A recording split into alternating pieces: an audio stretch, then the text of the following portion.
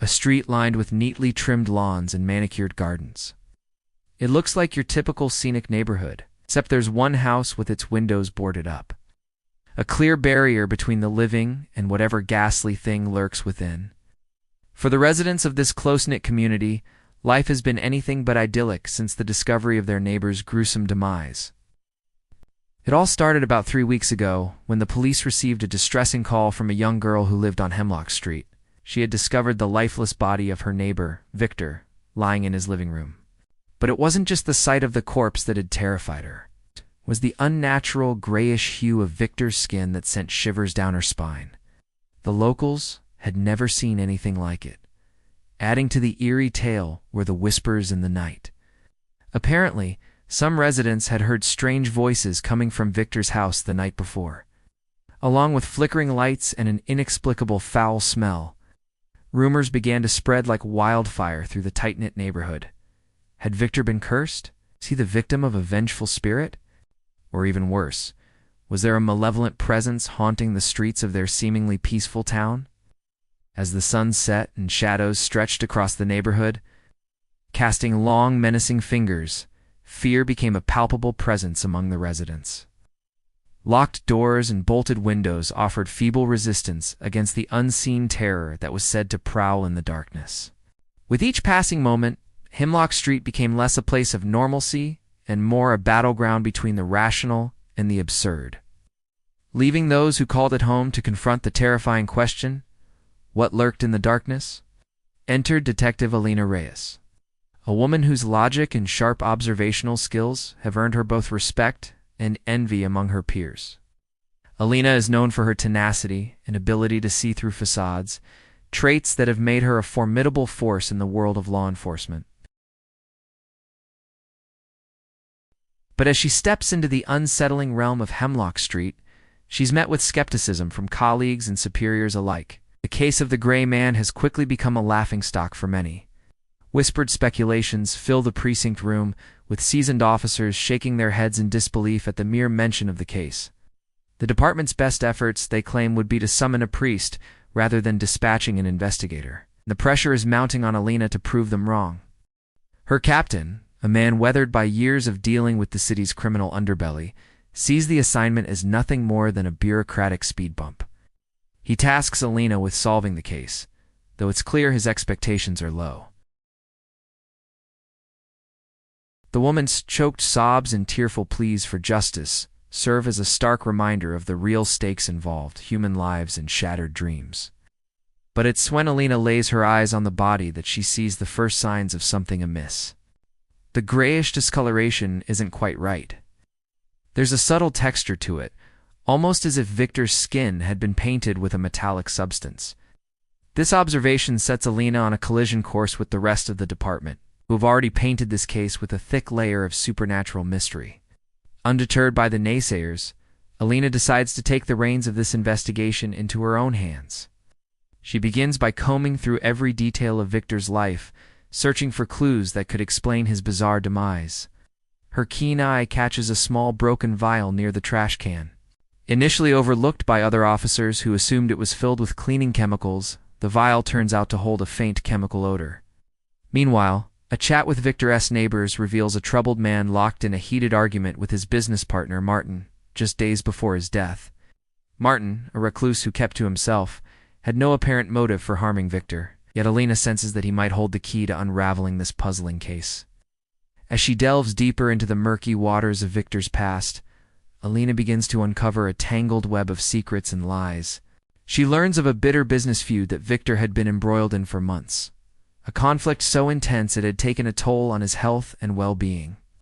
But as far as motives go, this seems too ordinary to account for the extraordinary circumstances surrounding Victor's death. With the clock ticking and the townspeople growing increasingly uneasy, Alina's determination only grows. She remains convinced that there's a rational explanation for what happened to Victor, even if it means going against the grain and defying the skeptics. One lead takes Alina to the local medical examiner, who reveals the shocking results of Victor's autopsy. Traces of a rare toxin have been found in his system, a compound so unique that it's not listed in any common toxicology databases.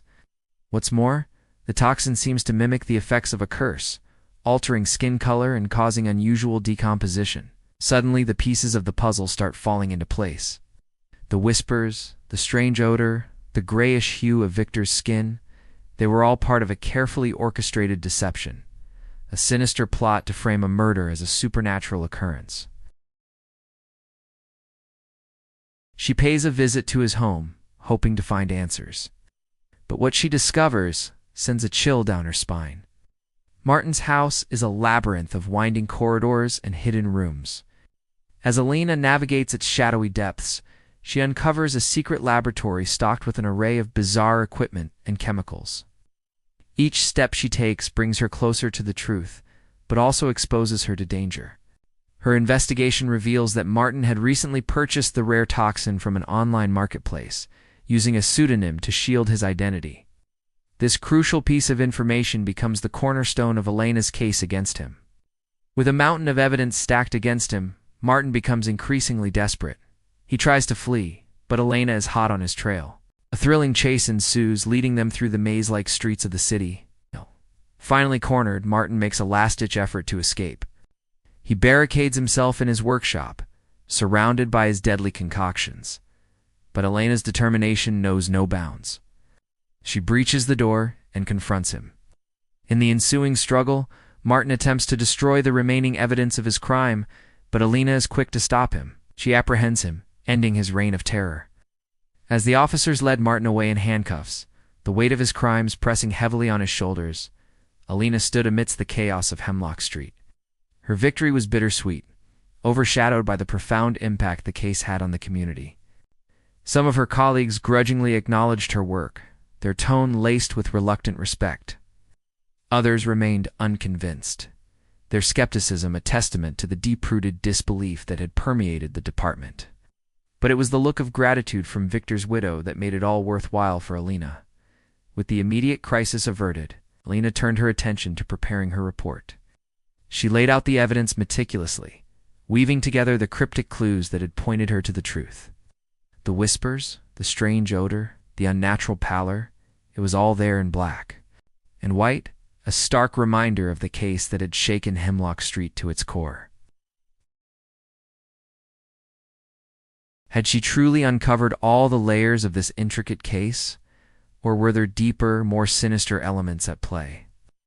As Elena prepared to leave for the day, her captain stopped her. His expression was grave, his voice a low rumble in the office. He informed her of the department's decision to keep the case of the Gray Man officially unsolved. While they acknowledged the compelling nature of her findings, they felt the need to appease the public by attributing Victor's death to supernatural causes. Lena felt a surge of anger mixed with disappointment. The truth, backed by irrefutable evidence, was being sacrificed at the altar of public sentiment. But she knew better than to challenge her superiors directly. As Elena drove home, the city lights blurring into streaks of color through her windshield, she couldn't shake off a growing unease. The events of the day replayed in her mind, each detail etching a furrow deeper into her brow. She had faced skepticism, defied the odds, and unmasked a killer. Yet there was a disquieting hollowness within her that refused to be ignored. Suddenly, a movement at the corner of her eye made her slam on the brakes. There on her desk, where moments before there had been nothing, sat an unmarked envelope. Curiosity got the better of her. With hands that trembled slightly, she opened it. Inside lay a photograph of her examining Victor's body, a chilling reminder of the case she had cracked. But that wasn't all. Scrawled across the image in bold, dark letters were the words, "You're next." Elena's breath hitched in her throat. Fear, raw and primal, clawed at her, whispering of danger just around the corner. This wasn't just a case file, it was a threat. Someone was watching her, someone who knew her every move, someone who wasn't afraid to show that they were ready to strike next.